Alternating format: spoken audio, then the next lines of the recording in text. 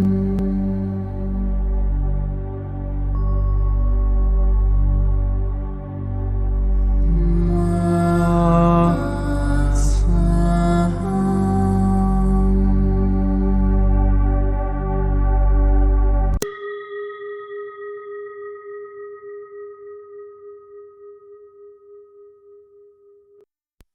qui suit est la transcription d'un échange entre Mathias de Stefano, désigné ici comme moi, et son soi supérieur, désigné comme je suis.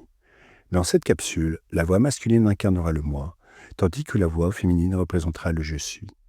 Cette conversation, intitulée Mission et objectif, a été réalisée le 21 octobre 2020. La relation avec la mère et le père est donc la relation que chaque être entretient avec l'univers lui-même, avec la matrice divine et la loi universelle. Je me suis alors mis à réfléchir à ma relation avec eux deux. Dans mes souvenirs, je me souviens que la première chose dont j'ai pris conscience en tant qu'être, c'est d'avoir été un bibliothécaire universel. L'un de ces êtres qui se déplaçait dans les réseaux de pensée cosmique, connectant des données, écrivant des informations et les organisant dans le vaste esprit universel. Autrement dit, mon plus ancien souvenir de cet univers est d'être toi, d'être Gan, un tisserand de souvenirs dans la matrice. Te souviens-tu de la première fois où tu m'as senti dans cette vie? J'avais 14 ans. J'étais dans ma chambre, dans la ferme, derrière la voie ferrée, dans ma ville natale. Je me souviens m'être couché pour dormir, car j'avais cours le lendemain, et soudain, tout est devenu étrange, comme si je flottais au fond de la mer. Il n'y avait ni haut ni bas, et j'avais l'impression que chaque particule dans la pièce faisait partie de moi. J'étais pris de vertige à cause de cette impression de gigantisme. Mais, en même temps, je me sentais comme un minuscule grain de poussière dans un espace infini. Puis un écho a résonné dans toute la pièce, ressemblant au son d'un instrument asiatique, un gong. Et j'ai entendu mon nom, le tien, le nôtre, Gan. Je me suis levé, exalté et en sueur, comme si j'avais eu de la fièvre pendant 1 minute et qu'elle avait disparu immédiatement. C'est là que j'ai su que je n'étais pas Mathias, que Mathias n'était que ma personnalité d'aujourd'hui, dans cette vie, et que tout ce dont je me souvenais étaient différents aspects d'un être, de Gan. Mais je n'ai plus entendu parler de toi jusqu'à l'âge de 16 ans, alors que je vivais à Artesa, de Sagre, en Espagne. Là, exactement la même chose s'est produite. Mais cette fois-ci, le plafond a commencé à se désagréger, comme s'il s'agissait d'une couverture de soie qui flottait et s'enroulait tandis que ton être se formait devant moi. Un grand œil au centre d'un visage, avec ce qui semblait être une barbe qui bougeait, comme de l'eau ou un tourbillon autour. Une sphère est apparue à côté, contenant toute la géométrie de l'existence, et dans l'autre une plume. J'ai su que c'était toi, et plus tu t'approchais de moi, plus je cessais de me sentir moi-même et commençais à tout ressentir.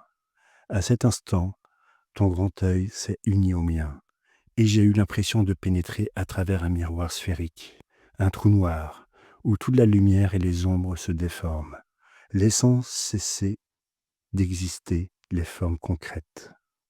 J'ai senti mes atomes se désintégrer et se dilater. J'ai connu un moment de plénitude orgasmique, où toute l'énergie de mon corps et de mon âme s'est unie à celle de mon esprit, et j'ai pu tout ressentir.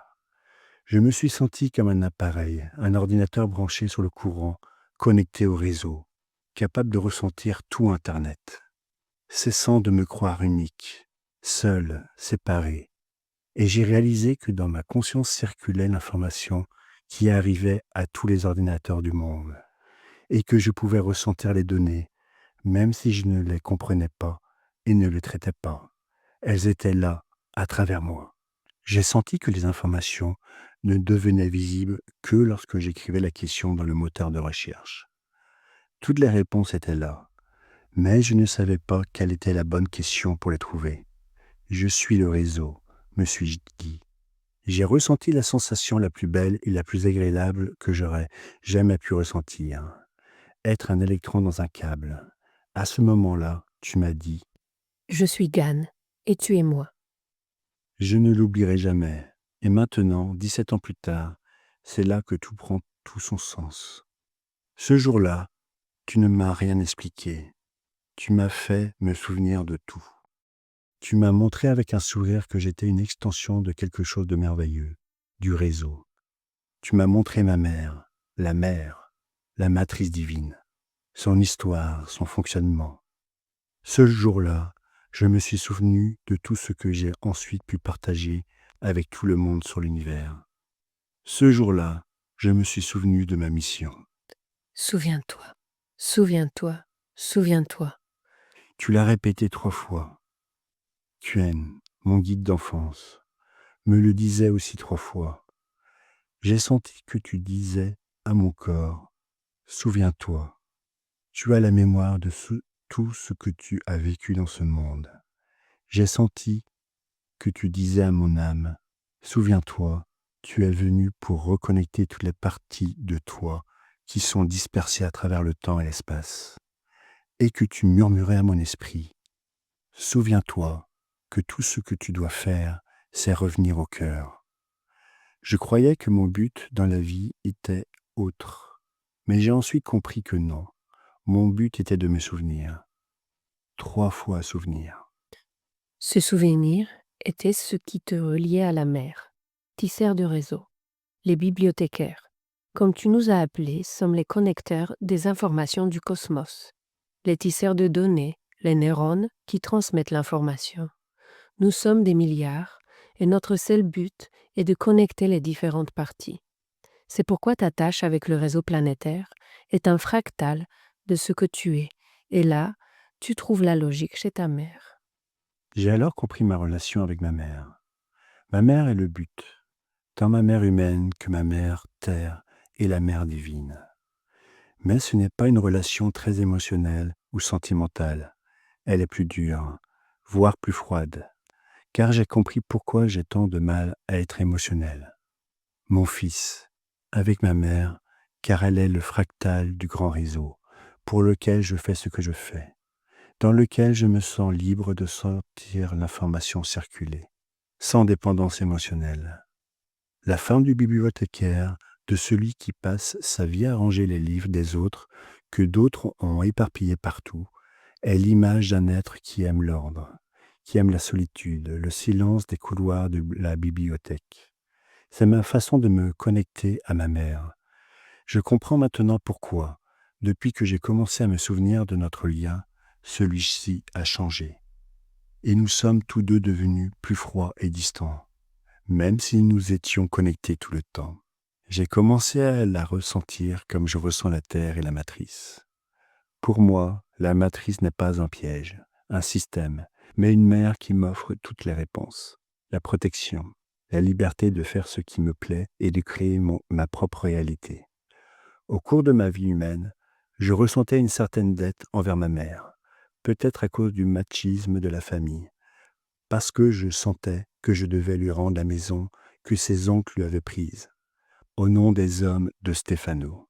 Et maintenant, je vois que c'est la même chose que j'essaie de faire avec la terre, lui rendre la maison, le réseau que les hommes de sa famille lui ont enlevé, en la déconnectant et en la dévalorisant. La même chose qu'ils ont faite avec le cosmos, avec la matrice, la mépriser comme une cage alors qu'elle est un utérus, valoriser le Père divin comme la fin de toute chose. Ici donc, tu reconnais quelque chose. Si ta mère est ton but, ton père est ta mission. Sais-tu pourquoi? Je crois comprendre que si mon objectif est de reconnecter la mère, les liens que je dois unir pour y parvenir sont le Père.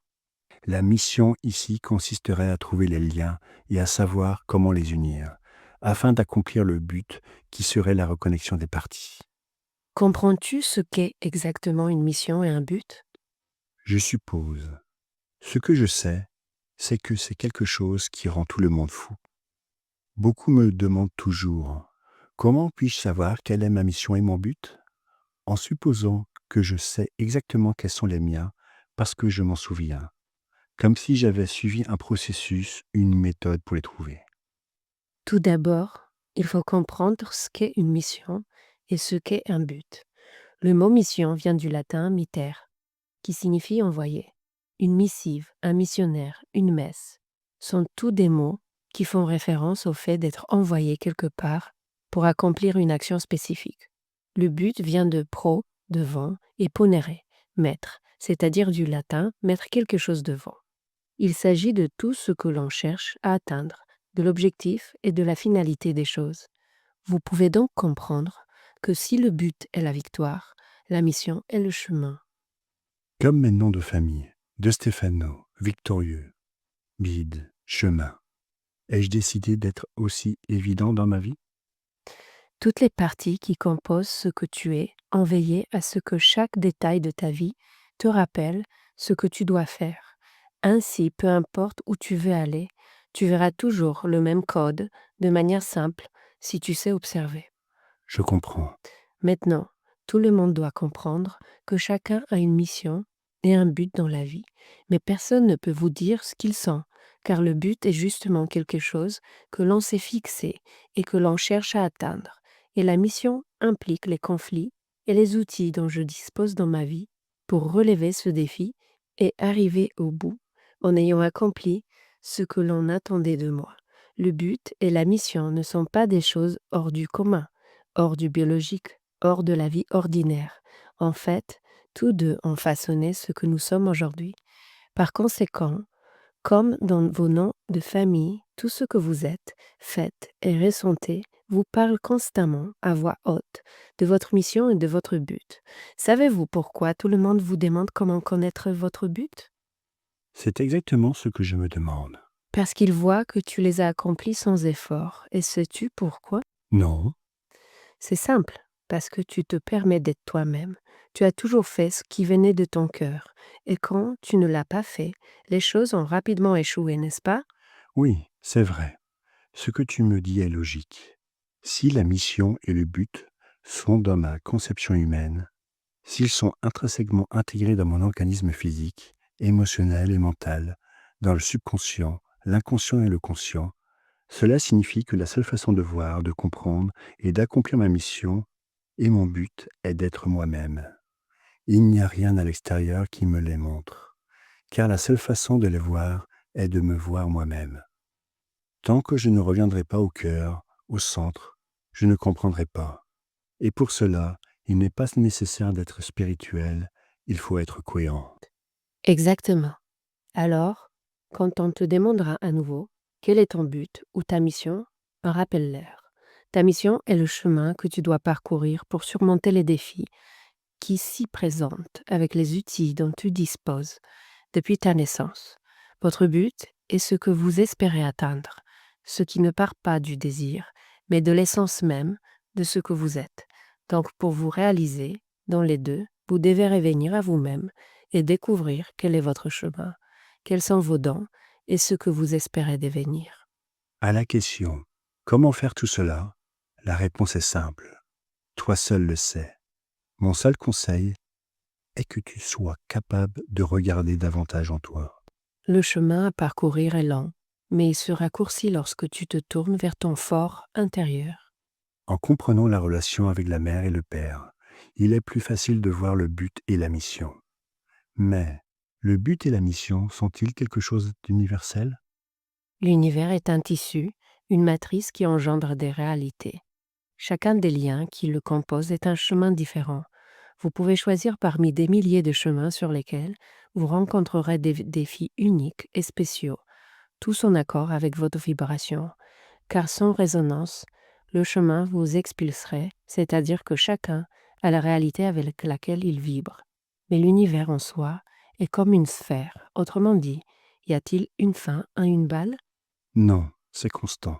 Les idées de mission et de but sont des constructions dualistes qui considèrent l'univers comme une ligne d'expression temporelle et spatiale, avec un début et une fin, reliées par une histoire avec une origine et une destination reliée par un chemin. La mission impliquera de parcourir le plus grand nombre de chemins possibles et de vivre toutes les histoires à sa portée.